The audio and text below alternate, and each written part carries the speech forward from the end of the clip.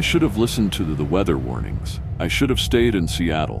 But after 3 months of Jason's lies and that final gut-wrenching discovery of him with her, I needed to disappear. I needed silence. I needed to be somewhere where no one could find me, call me, or remind me of how stupid I'd been. That's how I ended up at the Cascade Ridge cabin, 3 hours northeast of Seattle, buried deep in the Washington mountains. The rental listing promised complete isolation and total disconnect from modern life. It wasn't lying.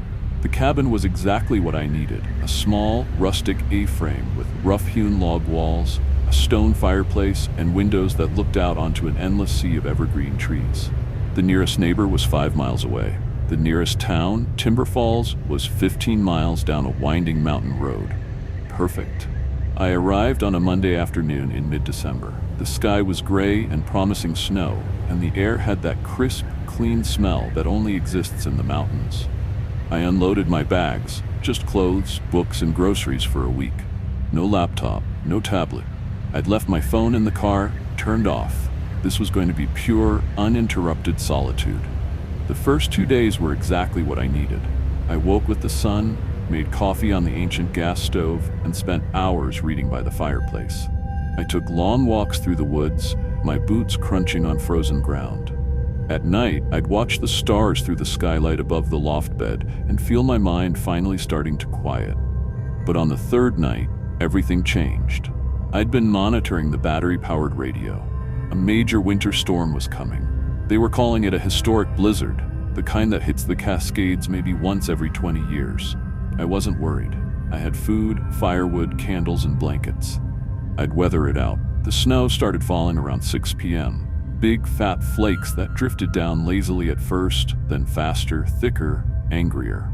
By 7 p.m., I could barely see the tree line 50 feet from the cabin. By 8 p.m., the wind was howling around the cabin like something alive and furious.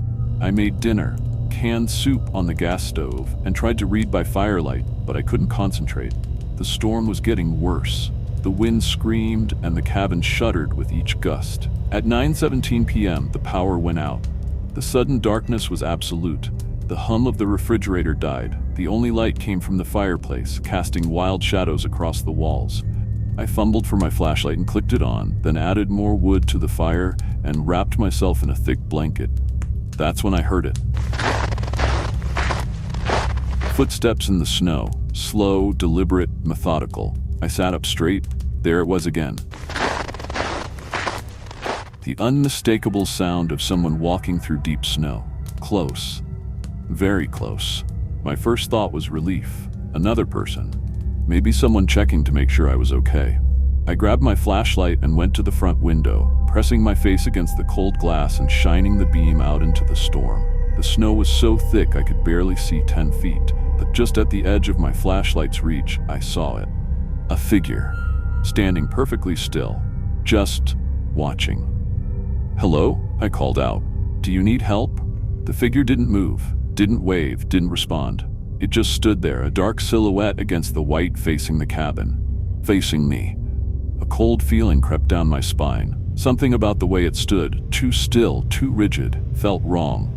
"Hello?" I called again, louder. I knocked on the window. "Can you hear me?" Nothing. The figure remained motionless. Maybe they couldn't hear me over the storm. Maybe they were hypothermic, in shock. I should go out there. I should help. But every instinct in my body was screaming at me to stay inside, to lock the doors, to hide. I stepped back from the window. When I looked again, the figure was gone. Vanished into the white. I swept my flashlight across the landscape, but I couldn't see anything except snow and wind and darkness. Where had it gone? Had it been real at all? My hands were shaking.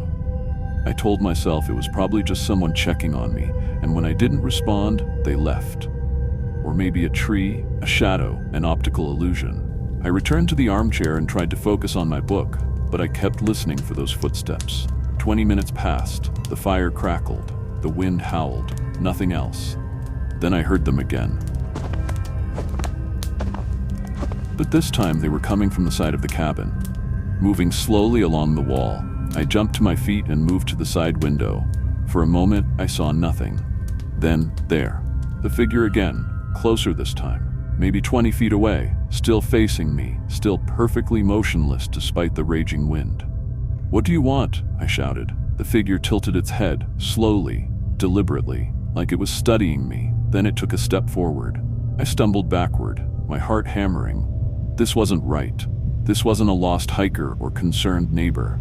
The way it moved, the way it stood, everything about it felt predatory, inhuman. I ran to the front door and checked the lock. Secured. I checked the back door. Locked.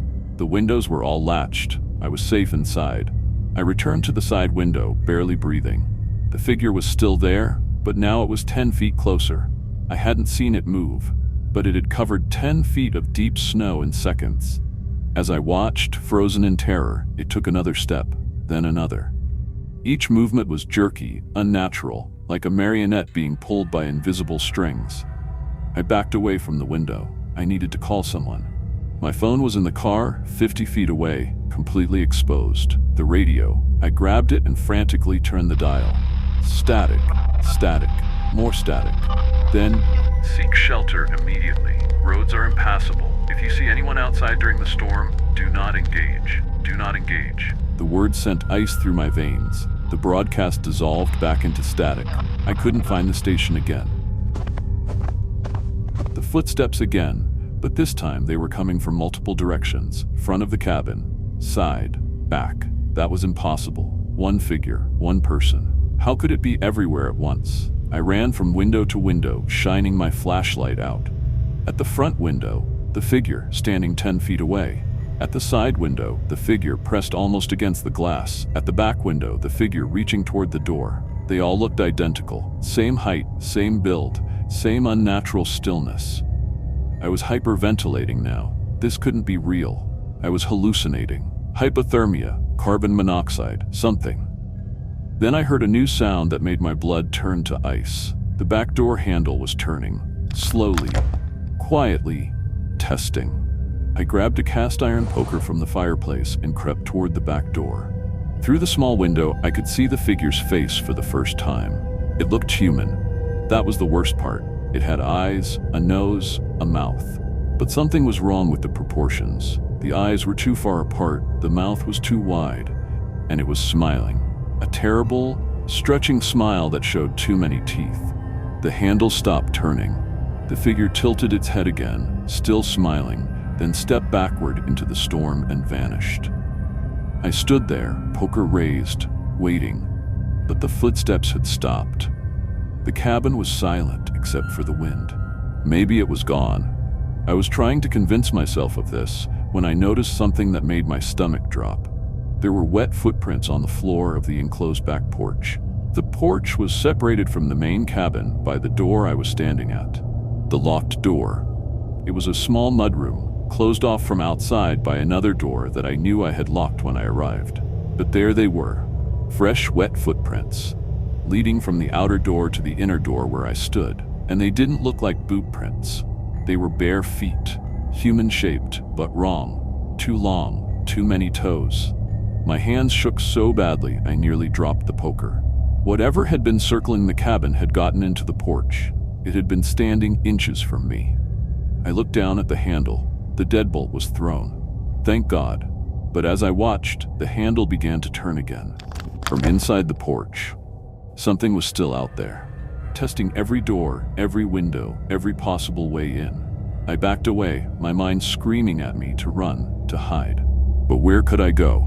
I was trapped in this cabin with something circling outside, or worse, inside the walls. The night stretched ahead of me, endless and terrifying. All I could do was wait for morning and pray I would survive to see sunrise. The thing outside had learned the doors were locked. Now I had to hope it couldn't find another way in. But deep down, as I huddled by the fire with the poker across my lap, I knew the truth. It was only a matter of time. Have you ever been completely isolated during a winter storm? What would you do if you saw someone, or something, standing outside your window in a blizzard? And here's the question that really haunts me. If those footprints were in the enclosed porch, how long had it been standing there before I noticed? I moved into 847 Maple Street in Boulder, Colorado on September 15th. It was perfect, a small 2-story house with blue shutters, a cozy front porch, and a backyard backed by pine trees. The price was almost too good to be true, but the realtor explained the previous owner had moved suddenly for work. Estate sale, quick closing. I signed within a week. I'm a 3rd grade teacher at Riverside Elementary, and between lesson planning and settling into a new city where I knew no one, I barely had time to meet my neighbors. I'd wave to the elderly couple next door. I'd nod to the guy across the street, but I never learned their names. Never built those connections you're supposed to build. By December, I was still essentially a stranger on my own street. When meteorologists started talking about the massive Christmas storm heading our way, I paid attention. They were calling it historic, possibly the worst blizzard to hit Colorado in 50 years. The governor declared a state of emergency 2 days before it arrived. Schools closed early. Grocery stores were mobbed. I did my shopping on December 22nd. Canned goods, batteries, candles, bottled water, firewood. I filled my bathtub with water in case pipes froze. I charged every device I owned. I was prepared. The snow started falling on December 23rd around noon. Light at first, almost pretty. I made hot chocolate and settled in with a book, feeling cozy and safe. By evening, the snow was coming down harder. The wind rattled my windows and howled around the house. By 10 p.m., I couldn't see the streetlights anymore. Just white. Endless, swirling white. I woke up on December 24th, Christmas Eve, to complete silence. The kind that only comes with heavy snow when the world is muffled and still. I looked out my bedroom window and gasped. The snow had piled up overnight, easily 4 or 5 feet. My car was completely buried. The front porch was drifted over. The street was invisible, and the snow was still falling. I tried my phone, no signal. I tried the lights, nothing. Power was out. I tried the landline, dead. Okay, I told myself, don't panic. You prepared for this? The power will come back, the snow will stop, you just have to wait. I started a fire in the fireplace and made breakfast on my camping stove. The house was getting cold, but not unbearably so. I had blankets, I had food, I was fine. That's when I heard the knocking. 3 sharp raps on my front door. I jumped, nearly spilling my coffee. A neighbor checking on me? I hurried to the front door and looked through the peephole. Nothing, just my snow-covered porch and the storm beyond. Hello, I called out. Is someone there? No answer. Maybe they'd left. Maybe the wind had knocked something. I tried to open the door, but snow had drifted so high I could barely crack it an inch. I returned to the living room and tried to settle back down with my book, but I kept listening for that knocking. It came 20 minutes later, 3 sharp raps, but this time from my back door. My heart started beating faster. My back door opened onto a deck overlooking the yard. The drifts back there had to be even deeper. How could someone have gotten back there, and why? I grabbed my flashlight and made my way to the kitchen. I pressed my face against the back door window, shining my light onto the deck. Nothing. No one. Just snow piled high on the railing. Hello? I called out, my voice small and scared. The wind howled in response. I checked the lock. Secure. I checked all the windows on the first floor, all locked. I was being paranoid. The storm was making me jumpy. I went back to the living room and added more wood to the fire. The temperature was dropping. I could see my breath inside now. I wrapped myself in 2 blankets and tried to read. An hour passed. 2 hours. The snow kept falling. The house creaked around me. Then I saw it. Words, written in the frost on the inside of my living room window. Cold. I dropped my book and stood up. I approached the window slowly, my flashlight shaking in my hand. The letters were crude, drawn by a finger in the thin layer of frost on the glass. But that was impossible. I was alone. The frost was on the inside. Someone would have had to be in my living room to write that. Hello? I called out, my voice cracking. Is someone here? Nothing, just the wind and the creaking house. Maybe I'd written it and forgotten? That had to be it. But I didn't remember doing it. And the letters looked fresh. I checked every room on the first floor, all empty, all silent. I climbed the stairs and checked the second floor, my bedroom, the guest room, the bathroom. Nothing. No, I was alone. I had to be alone. I went back downstairs and avoided looking at the window. I sat by the fire and told myself I was being ridiculous. Stress, isolation. The storm was getting to me, but then I heard them. Footsteps in the attic, slow, deliberate footsteps directly above my head, walking from one end to the other, then back again. My blood turned to ice. The attic access was a pull-down ladder in the hallway. I'd been up there once when I moved in. Just insulation and some old boxes. Certainly no room for someone to be living there. The footsteps continued, back and forth, back and forth. "Who's there?" I shouted at the ceiling. "I know you're up there. I'm calling the police." Empty threat. My phone was dead. The footsteps stopped. Silence. Long, horrible silence. Then, directly above where I was standing, 3 sharp knocks on the attic floor. I ran to the kitchen and grabbed the biggest knife from the counter. My hands were shaking so badly I nearly dropped it. Someone was in my house. They'd knocked on my doors, then gotten inside, and now they were in my attic. But how? All the doors were locked. All the windows were locked. Unless they'd been inside before the storm. Unless they'd been hiding, waiting for me to be trapped with no way to call for help and no way to escape. I stood in the kitchen, knife in hand, listening. The footsteps had stopped. Then I saw the next message. On the frost of the kitchen window, "Let me in." But I was looking right at the window. I'd been standing here. No one had approached it. The words had just appeared. "What do you want?" I whispered. The lights flickered. But the power was out. The lights couldn't flicker. Yet I'd seen it. A brief flash of the overhead light trying to turn on. Then I heard it. A sound that made my skin crawl. Children laughing. Coming from my basement. High, tinkling laughter. Multiple voices. Playing. But I didn't have children. I lived alone. And the basement door was closed, locked. The laughter continued, muffled but unmistakable. I approached the basement door slowly, knife raised. I had to know. I unlocked it and pulled it open. The stairs descended into darkness, my flashlight beam cut through the black. "Hello?" I called down. The laughter stopped instantly. I started down the stairs. The wood creaked under my weight. My flashlight revealed my washer and dryer, boxes, the furnace, empty. The basement was empty, but I'd heard them. Then I saw it, written in the dust on the concrete floor. "Play with us, Sarah." It knew my name. I backed toward the stairs. How did it know my name? I ran up and slammed the basement door, locking it with shaking hands. I heard a new sound, scratching. Inside the walls, all around me, like something was moving through the spaces between the studs surrounding me. From behind me, from above, from below. I stood in the middle of the kitchen, turning in circles, knife held out. More words appeared on the windows, all at once. "So cold, lonely, stay with us, don't leave." Sarah's my name over and over. I ran to the living room. The words were there too. "Please, cold, alone, need you." And then I understood. Something had been living in this house. Maybe for years, maybe forever. Living in the walls, in the attic, in the basement, alone, waiting. And when I moved in, it thought I'd come to stay.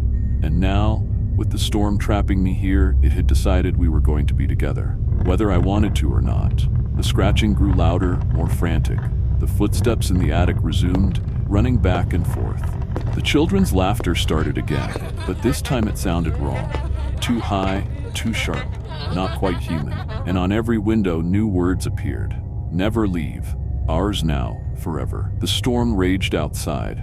The snow piled higher. And I realized with creeping horror that even when the storm ended, even when the plows came through, I might never leave this house, because it wouldn't let me. It had been so cold and lonely for so long. And now that it finally had someone, it was never gonna let me go.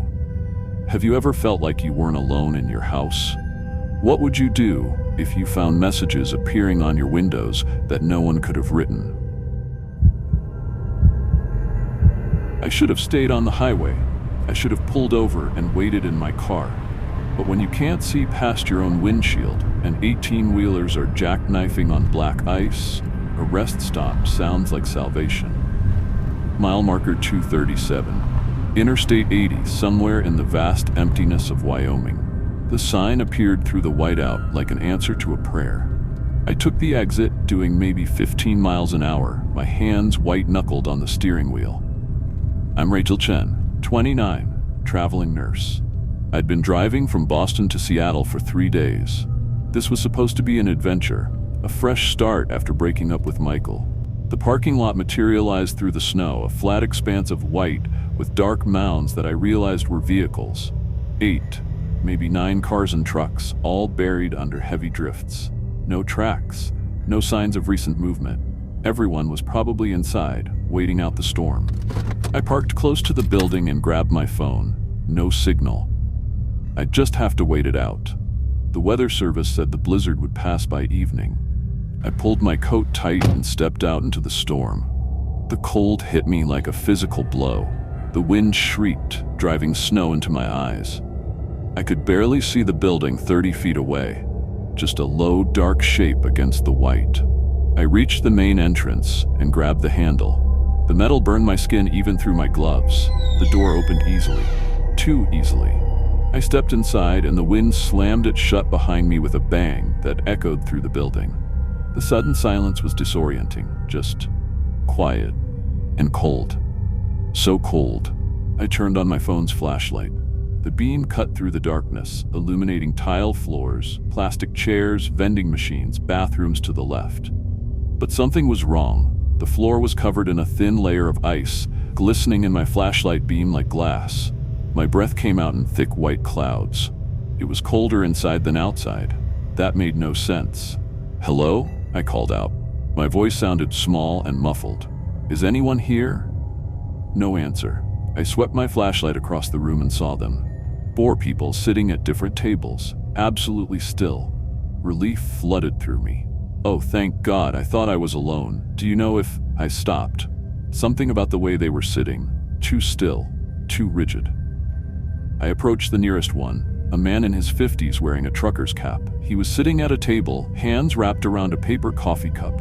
His eyes were open, staring straight ahead. "Sir, are you okay?" I touched his shoulder. His jacket was rigid, frozen solid. I jerked my hand back and stumbled backward. Ice. His face was covered in frost. His eyes were glazed over, frozen. His lips were blue-black. And the coffee cup, steam was rising from it. Thin wisps of vapor from liquid that was still hot. But he'd been dead for hours, maybe days. My heart hammered against my ribs. I swung my light to the other figures, a woman near the vending machines, an elderly couple at a table by the window, all frozen, all sitting in normal positions like they'd simply stopped mid-action. I had to get out. Now. I ran to the entrance and grabbed the handle, pulling hard. It didn't move. I pulled harder, throwing my weight into it. Nothing. I pressed my face against the glass and shone my light at the edges. Ice. Thick ice had formed in the seams, welding the door to the frame. Not natural frost. This was solid, deliberate. No. I ran to the side exit. Same thing.